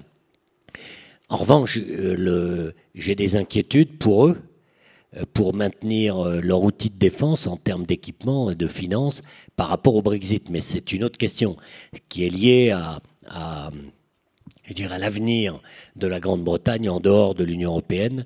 Et là, je pense que ça doit occuper certains de vos cours de voir quelle sera l'économie britannique dans quelques années. On s'aperçoit aujourd'hui que les conséquences sont effectivement réelles. Et les Britanniques se rendent compte que les conséquences sont réelles et graves. Alors jusqu'où trop loin ça va aller, c'est difficile de le dire aujourd'hui, mais en tout cas ça va être, et je pense que le Premier ministre britannique est en train de s'en rendre compte. Et donc sur le plan défense, il y aura un effet indirect, c'est que qui dit finances qui se réduisent, disent que vous ne pourrez pas forcément avoir des équipements, et j'en arrive, ça me permet de faire le lien avec la question précédente sur l'Europe de la défense. L'Europe de la défense, en particulier sur le plan industriel, est évident qu'il y aura un problème du côté des Britanniques, puisque les histoires de douane, de trucs, ça ne va pas simplifier les affaires. L'Europe de la défense, c'est évidemment tout ce que tout le monde peut souhaiter de mieux. Mais tout le monde peut comprendre, et je reviens, c'est comme nous avec la Constitution et l'ordonnance de 59, c'est que ça veut dire qu'il faut qu'il y ait un pouvoir politique qui décide des intérêts européens et de la stratégie européenne. Bon, pour l'instant, on en est un petit peu loin. Ça n'empêche qu'on peut construire des briques. Et je pense que les briques, au fur et à mesure, qui s'alignent, permettent effectivement, et comme vous l'avez dit, un alignement des planètes qui est favorable à ce qu'on fasse des efforts. Il reste quand même beaucoup de contraintes. La première d'entre elles, c'est bien entendu la crise, et en particulier le chômage, parce que vous comprenez bien que si vous voulez communautariser, si je puis dire, tel ou tel produit, où va-t-il être fabriqué? Si vous le fabriquez dans un pays, ça veut dire que vous créez de nouveau du chômage dans l'autre pays. Donc l'autre, il vous dira d'accord, à condition de me compenser dans un autre domaine une création d'emplois. Donc on voit bien que la crise crée une sorte d'égoïsme, enfin, développe un égoïsme national qu'on peut comprendre. Chacun voit son intérêt à sa porte. Mais je pense que ça avance. Et là, effectivement, la crise, le terrorisme, la situation en Afrique, les tensions, l'immigration, fait qu'on se rapproche. Et on a fait des progrès justement dans le contrôle de l'immigration, dans les affaires de police, etc., dans les affaires militaires. On progresse. Alors après, le QG, on rentre dans des subtilités entre l'OTAN et l'Union européenne, bon, avec les inconditionnels atlantistes, les anti-atlantistes, on ramène De Gaulle à la sauce, etc. L'OTAN, d'abord, ça permet, c'est que tout le monde, on se comprend. Et à l'Union européenne, c'est la même chose. Tout le monde parle un espèce d'anglais de cuisine, mais qui permet à tout le monde, du laiton aux Français, en passant par le luxembourgeois, le polonais. Moi, je peux commander des Polonais et des Lettons, ils comprendront ce que je veux. Et moi, je comprendrai quand ils me rendront compte. Voilà. Ça, c'est quand même très important. C'est quand même plus simple, quoi. Voilà. Alors, on va achever cette interview avec le traditionnel petit jeu des mardis, après quoi on laissera la parole au public. Alors, vous êtes un grand chef militaire, vous nous l'avez prouvé, et nous voulons mettre à l'épreuve, ici même, votre capacité à trancher. Donc, on va vous soumettre quelques alternatives, et donc il va falloir nous dire qui vous choisissez et pourquoi. La première alternative se trouve en face de vous sur l'écran. Si vous deviez repartir en mission à Serval, alors plutôt au Mali pour Serval, ou auprès des ors de l'Élysée. C'est une mauvaise question, les ors de l'Élysée. Les ors de l'Élysée, on s'en fout. Ce qui est intéressant, c'est d'être après le président. Ça dépend, on a l'âge de ses artères. Donc, et l'utilité, par goût personnel, c'est tout de suite sur le terrain au Mali, c'est évident. Si je pouvais recommencer ma vie et repartir à Kolwezi, j'y vais tout de suite, j'abandonne tout et je repars. Maintenant, à mon âge, et le truc, c'est évidemment là où je suis le plus utile, c'est dans le bureau du président. Très bien. Alternative suivante. Alors, entre le casoar de Saint-Cyr et l'équipement légionnaire. Moi, j'ai commandé les deux. Alors, j'ai commandé le premier bataillon de France et j'ai commandé le deuxième rep. Donc, si vous voulez, j'ai défilé à la tête du premier bataillon de France sur les Champs-Élysées. J'ai défilé à la tête de la Légion étrangère sur les Champs-Élysées. Donc, c'est les deux. C'est différent. Vous avez, vous voyez, c'est un continuum, ça. Tenez, juste un truc. Quand vous arrivez à la Légion étrangère, vous êtes jeune lieutenant, vous arrivez, vous avez 23, 24 ans, et vous tombez, vous voyez, sur des gens comme ça extraordinaires, qui viennent de tous les horizons du monde, et qui ont tous un passé et une expérience. Souvent, l'expérience est malheureuse, mais ils ont tous un passé et une expérience. Et c'était un de mes chefs, à l'époque, quand je suis arrivé, il m'a dit, voilà, vous êtes Saint-Cyrien, donc vous avez 20 sur 20 de notes d'aptitude. Vous êtes ce que les légionnaires ne pourront jamais être.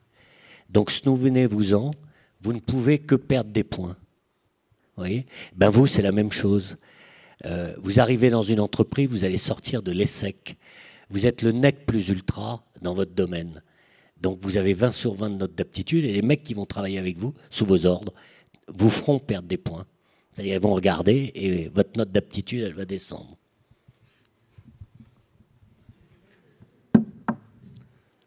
Alternative suivante, si vous deviez redevenir chef de l'état-major particulier d'un président.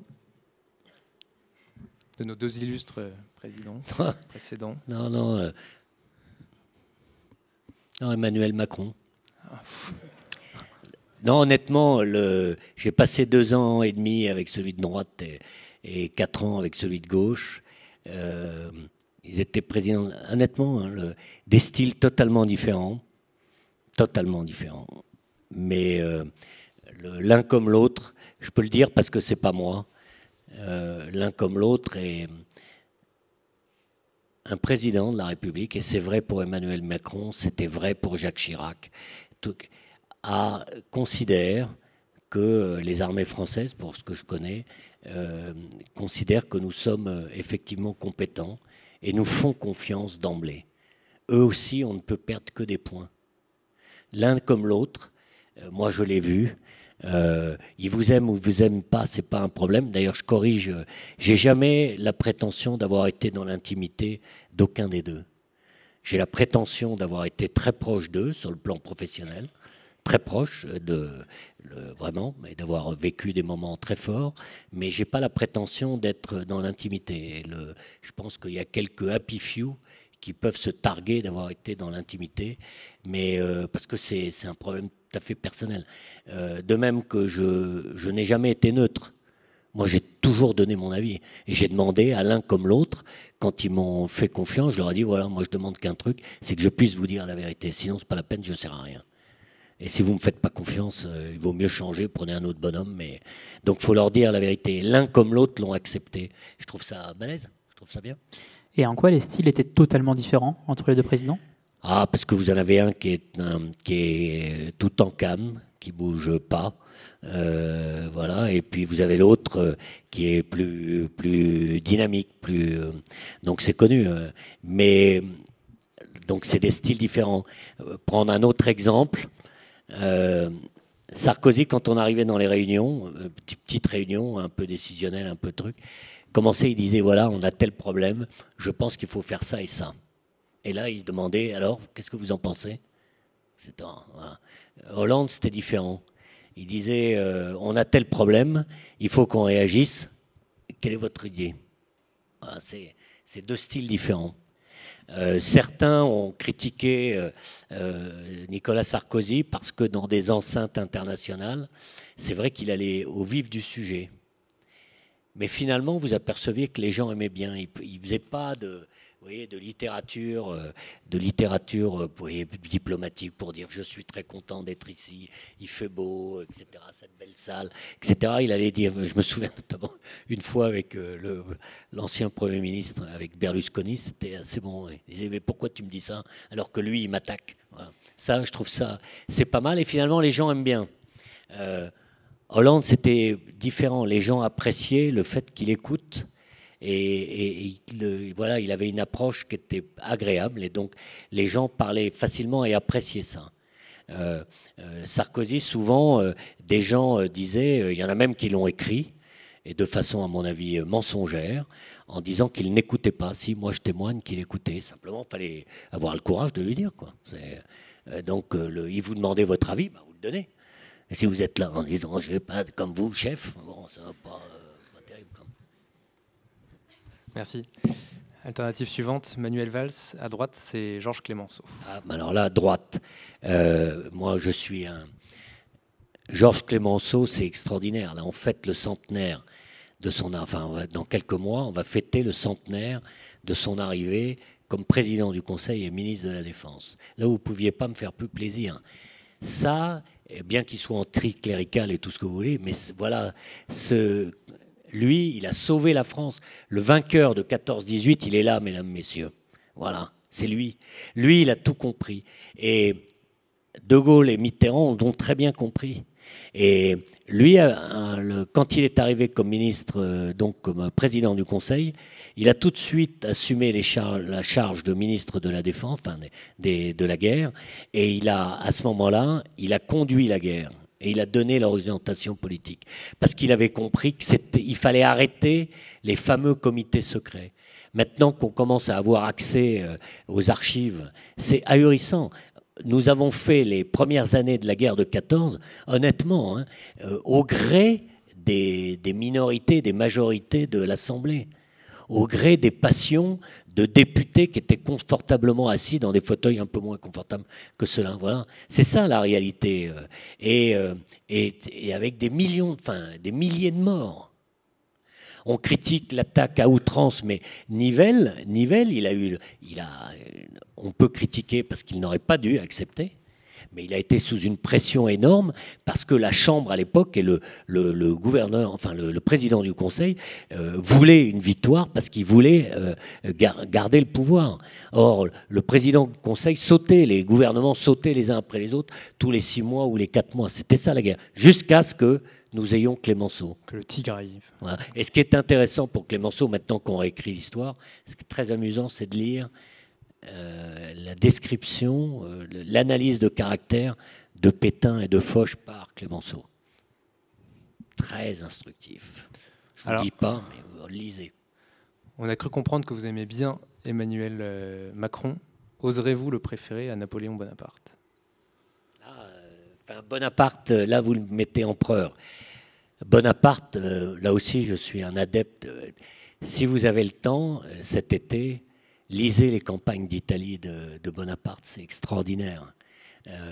Comment un type avec une armée de gens qui étaient très mal équipés, ça rejoint l'affaire des 2%, très mal équipés, a réussi à défaire l'armée autrichienne. Enfin, c'est fabuleux, fabuleux.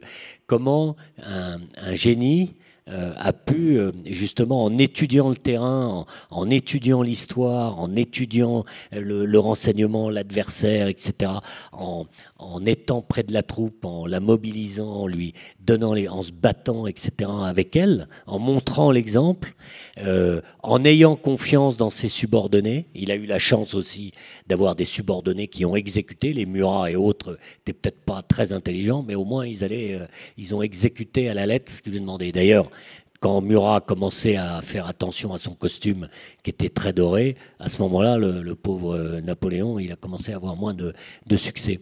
Mais c'est passionnant. Et donc, et il le sait d'ailleurs, le président Macron aujourd'hui sait que certains le comparent à Bonaparte, parce qu'il y a un côté de Bonaparte. Prise du pouvoir, c'est ça? Non, le côté Bonaparte. Oui, là aussi, c'est la campagne d'Égypte. Vous voyez l'intelligence de Napoléon, enfin de Bonaparte, partant là-bas, et à la fois sur le plan militaire, mais qui s'est fait accompagner de scientifiques, qui s'est fait accompagner d'historiens, qui a sorti... Enfin, c'est fabuleux de voir comment il s'est débrouillé, etc. C'est quand même intéressant de voir comment quelqu'un a réussi à aborder l'ensemble des premières et a eu des problèmes, et a eu l'intelligence de faire confiance à des gens brillants. Il n'a pas pris des types serviles, il a pris des gens brillants dans chacun des domaines. C'est fantastique. Moi, je vous le conseille, hein, dans la suite. Entourez-vous de gens brillants, vous êtes sûr de réussir. Hein. Et dernière alternative qu'on vous soumet, si vous deviez choisir entre un saut avec la Légion ou un défilé du 14 juillet. Ah, le saut, parce que ça, sur Calvi, c'est le saut sur... Un saut à quelques millimètres sur la baie de Calvi, vous voyez la Corse, vous voyez les deux côtés de la Corse, vous voyez la montagne, la neige, vous voyez la mer, c'est fabuleux ça. Donc ça c'est irremplaçable. Et quand on pense qu'on était payé en sautant, donc on aurait dû payer en fait. Mais ceci étant, celui qui vous dit qu'il boude son plaisir en défilant le 14 juillet, montrez-le-moi, parce qu'il se fout du monde. Parce que quand vous êtes en particulier avec la Légion et que vous voyez les Champs-Élysées qui se vident, il n'y a personne. Voilà, ce qui se vide. Et vous êtes là au Palan avec la Légion étrangère et vous voyez le tribune. Attendez, c'est géant. Géant. Merci beaucoup d'avoir répondu à nos questions. On va passer aux questions du public.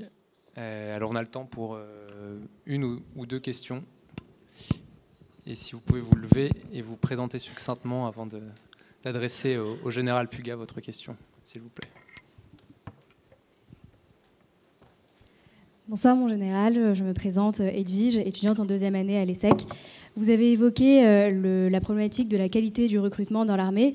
Durant son mandat, M. Hollande avait remis en place une sorte de service militaire via le SMV, le service militaire volontaire. Est-ce que pour vous, c'est légitime de demander à l'armée d'institutionnaliser cette espèce de fonction d'éducation ? C'est une très bonne question parce que je pensais qu'on allait y revenir justement sur l'histoire du service national. Depuis la suppression du service national, comme vous le savez, la France est orpheline du service national.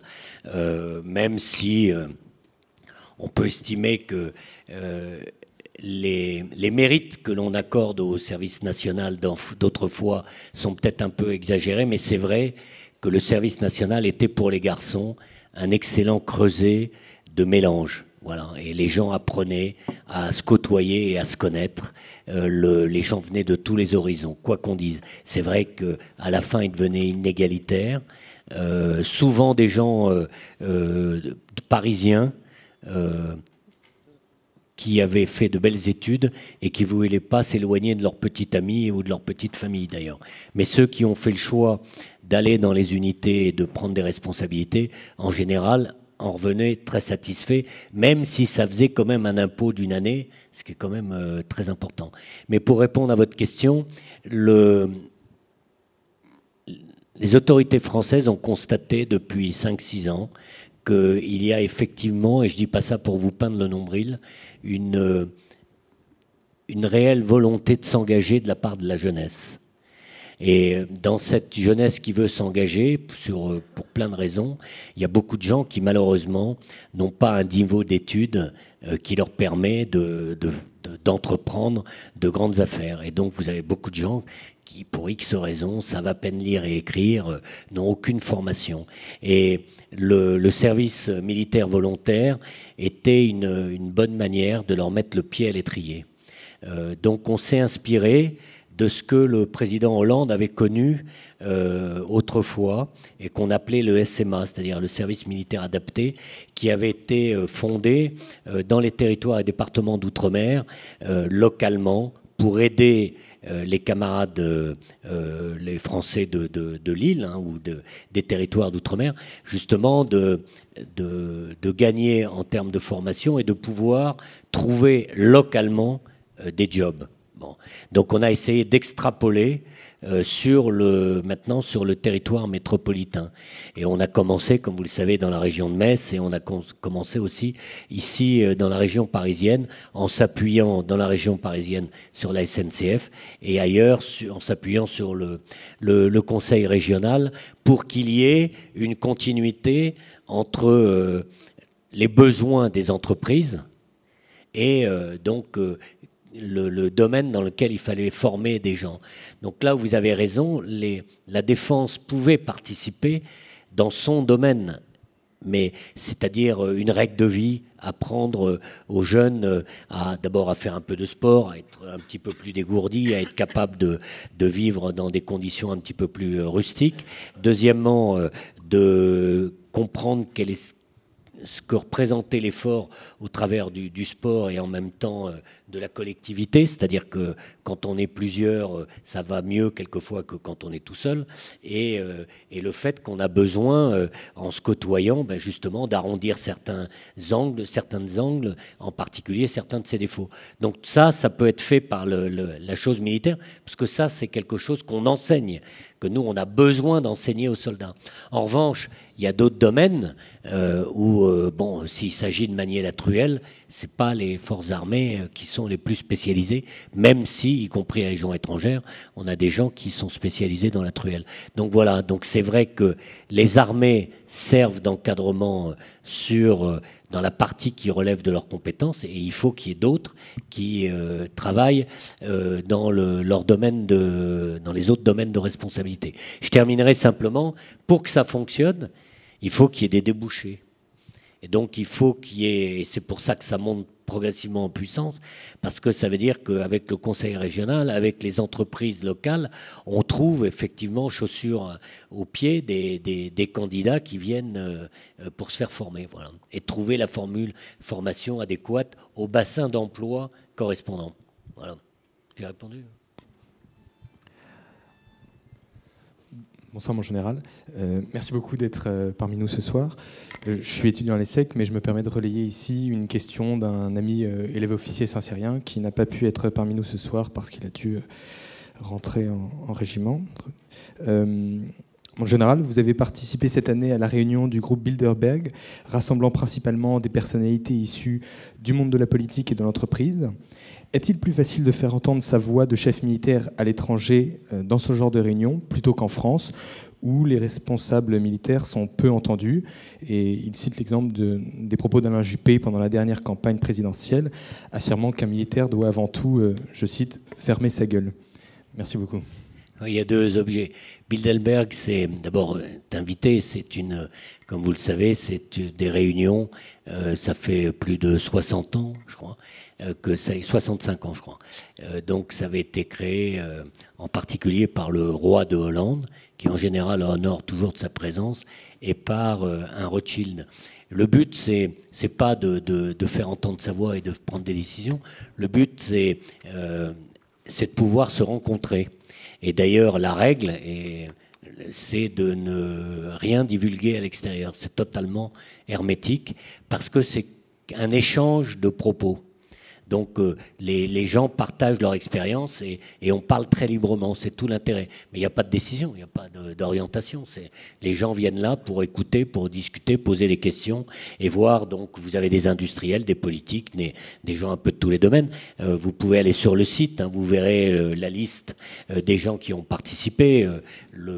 Avec moi et parmi les camarades que je connaissais, il y avait des gens de l'ancienne administration américaine, de la Maison-Blanche, et des gens des services, par exemple, britanniques. Ça, donc on échange, et on échange sur des questions comme le terrorisme. Mais l'objet, c'est d'échanger. Les gens ont envie de poser des questions, et c'est une manière facile de poser les questions en étant sûr que ce qui va être dit ne sortira pas. Donc vous pouvez parler assez franchement. Ensuite, pour répondre à votre question, moi j'ai toujours estimé que dans les armées, on pouvait dire ce qu'on pensait. Encore faut-il choisir le moment, la manière. Voilà. C'est comme vous. Si moi je vous traite d'imbécile, vous avez beau m'adorer, me trouver extraordinaire, ça, très vite vous allez trouver ça lassant que je vous traite d'imbécile. Ben, c'est la même chose. Si vous traitez votre chef d'imbécile, je vous conseille, hein, en sortant de l'ESSEC, si votre patron, même s'il l'est, vous avez manière de lui faire comprendre.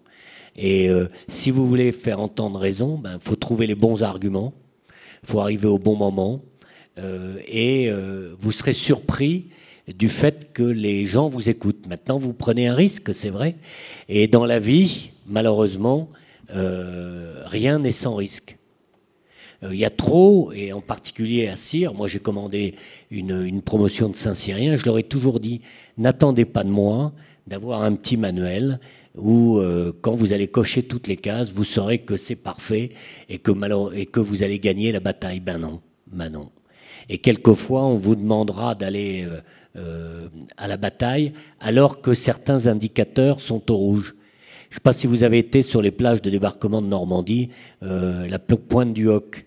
Vous pensez que vous avez des camarades américains qui sont arrivés en bas de la pointe du Hoc, qu'ils ont vu ce truc-là, hein, qu'on leur tirait dessus, et le type s'est dit « je vais y aller ». Il y a été, il lui a cassé la figure. Je trouve ça extraordinaire. Et il n'a pas dit « hop, oh là, il y a des morts, le risque, on va rentrer, on va se préparer et on viendra quand il y aura plus de matériel ». Ben non, il était là et il l'a fait et je trouve ça très bien. Et ça, on arrive, dans la vie, c'est comme ça. Faut pas croire que tout vous tombe tout cru. Il faut se battre le concours. Vous êtes peut-être brillantissime, je ne vous connais pas, mais ça n'empêche que vous travaillez, il faut toujours travailler. Et si on est très à l'aise, rassurez-vous, il y a un domaine dans lequel il y aura quelqu'un qui sera plus à l'aise, et à ce moment-là, vous allez mordre la poussière. Donc, il faut toujours se rappeler ça. On peut être un génie, on a toujours besoin d'un autre, et quand on veut expliquer à quelqu'un, on peut le faire très, très librement, mais en respectant les formes. Donc, moi, j'ai toujours dit, j'ai toujours constaté que nous étions écoutés. Maintenant, une chose est d'être écouté, et une chose est que l'autorité prenne en compte ce que vous avez dit, c'est-à-dire suive votre avis. Ça, c'est autre chose. Il faut avoir la modestie de penser que votre chef, quel qu'il soit, a peut-être des éléments qu'il ne peut pas vous donner, mais qui font qu'il a plus raison que vous. Alors peut-être que l'expérience après vous prouvera le contraire. Moi, il m'est arrivé avec les présidents, quelquefois, de leur dire « Monsieur le Président, je comprends très bien, pour des raisons politiques, vous allez faire ça, mais voilà les conséquences. » L'avantage, c'est quand vous lui avez dit la vérité, c'est que quand les conséquences apparaissent, ben, ils se rendent compte que vous ne lui avez pas baratiné. Alors que si vous lui camouflez les conséquences et qu'il les voit apparaître, il est en droit de vous dire c'est inadmissible, vous êtes payé pour ça, vous auriez dû me prévenir. Donc voilà, moi je pense, objectivement, hein, on peut dire, je vous rassure, hein, il y a des abrutis, hein, mais on les repère, renseignements, et puis il y a manière de les envelopper. Mais vous pouvez dire, le truc, je le répète, vous pouvez le dire poliment, élégamment, vous pouvez rentrer dedans, et puis voilà, et puis vous avez le courage. Et puis si à la fin il ne vous comprend pas, vous saluez, hein, vous en allez, vous êtes libre. En général, merci encore d'avoir accepté de venir répondre à nos questions et surtout d'être venu partager votre expérience avec nous ce soir. Le débat s'achève. Nous vous invitons maintenant à vous diriger vers le haut de cafétéria exceptionnellement pour le traditionnel cocktail des mardis.